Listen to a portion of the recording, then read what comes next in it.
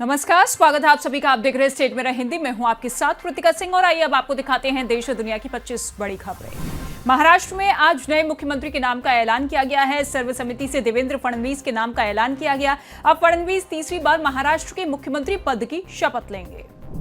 विधायक दल की बैठक में यह भी तय हुआ है कि शिवसेना के एकनाथ शिंदे और एनसीपी के अजीत पवार उप मुख्यमंत्री बनेंगे। शिंदे को शहरी विकास और लोक निर्माण विभाग जैसे बड़े मंत्रालय दिए जा सकते हैं, जबकि अजीत पवार को वित्त मंत्रालय मिलने की संभावना है।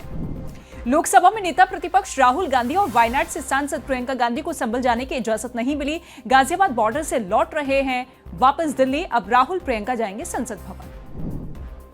पंजाब के अमृतसर में स्वर्ण मंदिर परिसर में सुखबीर सिंह बादल पर हमला हुआ। एक शख्स ने उनको गोली मारने की कोशिश की। इस हमले में सुखबीर सिंह बादल बाल बाल बच गए। सुखबीर सिंह बादल पर गोल्डन टेंपल पर जानलेवा हमला करने वाला नारायण सिंह प्रतिबंधित संगठन बब्बर खालसा से जुड़ा हुआ है। वो यूएपीए में भी वांटेड रह चुका है। उसने पंजाब की जेलों में 6 साल की सजा काटी है। इतना ही नहीं, उसने खालिस्तान और गुरिल्ला युद्ध पर किताबें भी लिखी है। गौतम अडानी के मुद्दे को लेकर विपक्ष ने संसद के बाहर जमकर विरोध प्रदर्शन किया। सांसदों ने भवन के बाहर दिखाए पोस्टर। नोएडा और ग्रेटर नोएडा के पास पॉइंट 0 पर 4 दिसंबर को किसान संगठन बड़ा प्रदर्शन करने जा रहे हैं। इस प्रदर्शन का नेतृत्व भारतीय किसान यूनियन के राष्ट्रीय प्रवक्ता राकेश टिकैत कर रहे हैं। साथ ही महापंचायत भी आज होनी है, जिसमें आगे की दशा और दिशा तय की जाएगी। दिल्ली के नेवसराय इलाके में एक परिवार के 3 सदस्यों की निर्मम हत्या से क्षेत्र में सनसनी फैल गई है। बदमाशों ने घर में घुसकर मां, पिता और बेटों की हत्या कर दी है। वारदात के बाद अपराधी मौके से फरार हो गए। पुलिस ने जांच शुरू कर दी है। लंबे इंतजार के बाद दिल्ली सरकार की मोहल्ला बस योजना जमीन पर उतरने जा रही है। इन बसों का निरीक्षण करने के बाद मुख्यमंत्री आतिशी ने ऐलान किया कि दिल्ली की गलियों में जल्द दौड़ेगी मोहल्ला बसें। 1 घंटे की चार्जिंग में 200 किलोमीटर तक का सफर। बिहार के निर्दलीय सांसद पप्पू यादव को धमकी देने के मामले में पुलिस ने किया खुलासा। कहा, आरोपी ने पप्पू यादव के करीबी लोगों के कहने पर यह सब किया ताकि उन्हें सुरक्षा मिल सके। इसके लिए बकायदा लालच भी दिया गया। लेकिन पप्पू यादव का कहना है कि पाकिस्तान, मलेशिया और नेपाल से 26 इंटरनेशनल कॉल आई थी, जिस पर 150 ऑडियो क्लिप और 200 मैसेज पुलिस को सौंप दिए गए थे। बिहार के मोतिहारी में एक 12 साल के बच्चे की तबियत खराब होने पर उसके परिवार वाले उसे डॉक्टर के बजाय तांत्रिक के पास ले गए। यहां झाड़ फूंक के दौरान बच्चे की जान चली गई, जिससे हड़कंप मच गया।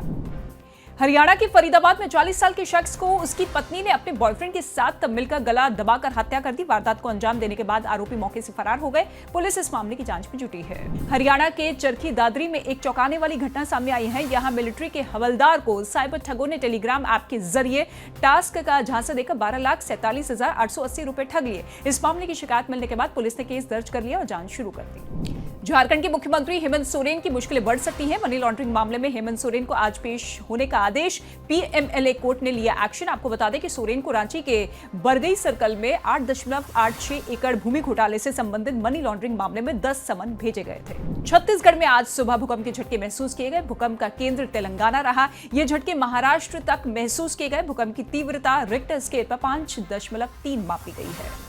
मध्य प्रदेश के मऊगंज में एक शिक्षक ने छुट्टी लेने के लिए अनोखा तरीका अपनाया। टीचर ने छुट्टी के लिए जिंदा छात्र को बताया मृत। कलेक्टर ने शिक्षक को किया सस्पेंड। बंगाल और झारखंड के बीच आलू की आपूर्ति को लेकर चल रहा अंतरराज्य विवाद संसद में उठा। हजारीबाग से बीजेपी सांसद मनीष जायसवाल ने लोकसभा में इस मुद्दे को उठाया। उन्होंने केंद्र सरकार से इस मामले में हस्तक्षेप करने का आग्रह किया। बांग्लादेश के हालातों पर चिंता और आक्रोश जताते हुए अलग अलग हिंदू संगठनों ने जलेसर में बांग्लादेश सरकार का प्रतीकात्मक पुतला जलाकर विरोध प्रदर्शन किया। वहीं जैत्रा में यात्रा निकालकर जागरूक भी किया लोगों को। दक्षिण कोरिया के राष्ट्रपति यून सुक योल ने देर रात देश में लगाए गए मार्शल लॉ को समाप्त करने का ऐलान कर दिया है। ये फैसला संसद के भारी विरोध और मतदान के बाद लिया गया। मतदान के दौरान 300 में से 190 सांसदों ने सर्वसम्मति से मार्शल लॉ को स्वीकार करने के लिए मना कर दिया। अमेरिका ने दक्षिण कोरिया में मार्शल लॉ हटने के बाद राहत की सांस ली है। व्हाइट हाउस के एक अधिकारी ने कहा कि वॉशिंगटन इस बात से राहत महसूस कर रहा है कि दक्षिण कोरिया के राष्ट्रपति यून सुक यूल ने मार्शल लॉ संबंधी घोषणा पर अपना रुख बदला है। आईपीएल 2025 मेगा ऑक्शन के बाद बड़ा उलटफेर देखने को मिला है। एक अहम खिलाड़ी ने मुंबई इंडियंस को अलविदा कह दिया है। वो है ईशान किशन। आपको बता दें कि मुंबई इंडियंस और ईशान किशन का साथ अब खत्म हो चुका है। मौजूदा समय के फुटबॉल के सबसे बड़े खिलाड़ियों में से एक क्रिस्टियानो रोनाल्डो एक बार फिर से चर्चा में है, जिन्हें एक चैलेंज हारने पर 8.5 करोड़ रुपए का नुकसान हो गया।